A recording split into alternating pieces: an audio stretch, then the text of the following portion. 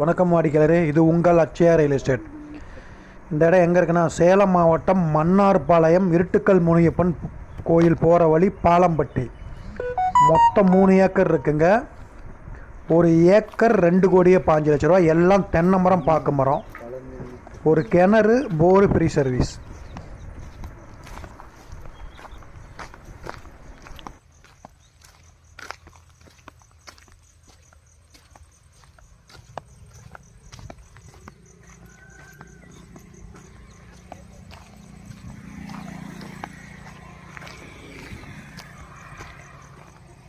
Olappatti 1 acre 40 send.